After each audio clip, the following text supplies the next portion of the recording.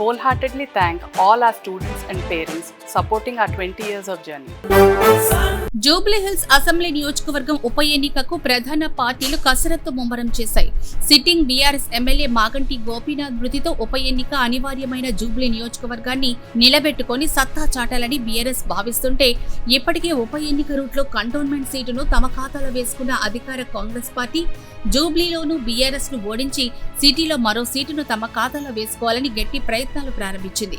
మరోవంక BJP future వ్యూహాలకు పునాదులు వేసుకునే ప్రయత్నంలో భాగంగా ఏపీలో సక్సెస్ అయిన కూటమి ప్రయోగాన్ని తెలంగాణలో రీప్లే చేసేందుకు జూబ్లీహిల్స్ నియోజకవర్గాన్ని ప్రయోగశాల చేసుకునే ఆలోచనలో ఉన్నట్టు తెలుస్తోంది. నిజానికి జూబ్లీహిల్స్ నియోజకవర్గంలో గెలుపు ఓటములను నిర్ణయించడంలో 1,23,000 వరకు ఉన్న ముస్లిం ఓటు, 70,000కు పైగా ఉన్న సెటిలర్స్ ఓటు కీలకం కాగా, పార్టీలు పొత్తులు అంతకు మించి అభ్యర్థుల ఎంపిక గెలుపు ఓటములను నిర్ణయించడంలో మరింత కీలకం కాగలదని విశ్లేషకులు భావిస్తున్నారు. అందుకే ప్రధాన పార్టీలు ఓ వంక పొత్తులు, లోపాయికారి ఒప్పందాలపై కసరత్తు చేస్తూనే మరో వంక అభ్యర్థులు లెక్కలు తేల్చే పనిలో నిమగ్నమైనట్టు తెలుస్తోంది.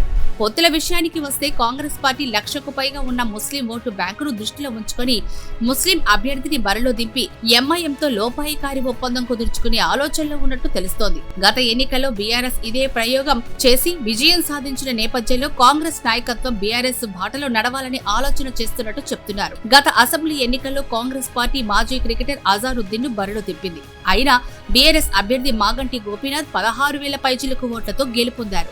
ఎంఐఎం అభ్యర్థికి 7,848 ఓట్లు మాత్రమే వచ్చాయంటే ముస్లిం ఓటును ఎంఐఎం సక్సెస్ఫుల్ గా బీఆర్ఎస్ ఖాతాలోకి ట్రాన్స్ఫర్ చేసింది. ఈ నేపథ్యంలో కాంగ్రెస్ వార్ రూమ్ లో పాత ఫలితాలను ముందేసుకొని కొత్త వ్యూహానికి పదును పెడుతున్నట్టు తెలుస్తోంది. అలాగే పార్టీ టికెట్లను ఆశిస్తున్న నేతల బలాబలాలు, పాపులారిటీ తదితర అంశాలపై క్షేత్రస్థాయిలో అంతర్గత సర్వే నిర్వహించేందుకు కాంగ్రెస్ పార్టీ సిద్ధమైనట్టు తెలుస్తోంది.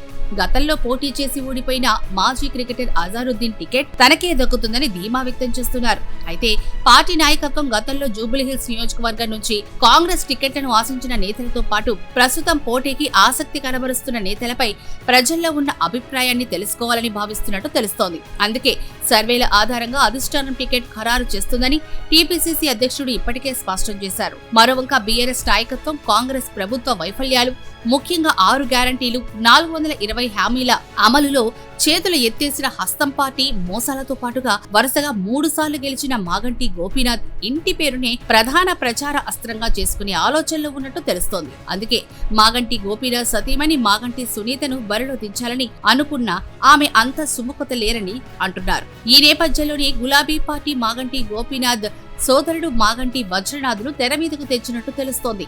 నిజానికి మాగంటి రాజకీయ వ్యాపార విజయాల్లో గోపీనాథ్ తెర మీద హీరో అయితే, తెర వెనుక హీరో వజ్రనాథ్ అంటూ బీఆర్ఎస్ వర్గాలు పేర్కొంటున్నాయి. అలాగే మాగంటి సోదరులు కుటుంబ సభ్యులు ఇప్పటికీ 90 ఏళ్లు పైబడిన తల్లి మహానందదేవి మాట జవదాటరని అంటున్నారు. మరోవంక బీఆర్ఎస్ నాయకులు క్యాడర్ కు గోపీనాథ్ కు ఎంత గుర్తింపు గౌరవం ఉందో వజ్రనాథ్ కు అంతే గుర్తింపు గౌరవం ఉన్నాయని, అలాగే వరుసగా 3 ఎన్నికల్లో సోదరుడి ఎన్నికల బాధ్యతను భుజానికెత్తుకుని విజయవంతంగా పూర్తి చేసిన వజ్రనాథ్ కు నియోజకవర్గం ఎత్తుపల్లాలు అన్ని కొట్టిన పిండని బీఆర్ఎస్ వర్గాలు వజ్రనాథ్ ను తెరపైకి తెచ్చే ప్రయత్నం చేస్తున్నాయి. సో గులాబీ బాస్ మరో మాగంటిని బరిలో దించే ఆలోచనలో ఉన్నట్టు చెప్తున్నారు. అయితే పీజీఆర్ కుమారుడు మాజీ ఎమ్మెల్యే విష్ణువర్ధన్ రెడ్డితో సహా మరికొందరు టికెట్ ఆశిస్తున్న నేపథ్యంలో గులాబీ బాస్ ఇంతవరకు ఎవరి విషయంలోనూ ఒక నిర్ణయానికి రాలేదని అంటున్నారు. ఓ వంక అది కాంగ్రెస్, మరో వంక ప్రధాన ప్రతిపక్షం బీఆర్ఎస్ అత్యంత ప్రతిష్టాత్మకంగా తీసుకున్న జూబ్లీ ఉప ఎన్నిక రాజకీయ వర్గాల్లోనే కాకుండా సామాన్య ప్రజల్లో కూడా ఆసక్తిని రేకెత్తిస్తోందని అంటున్నారు.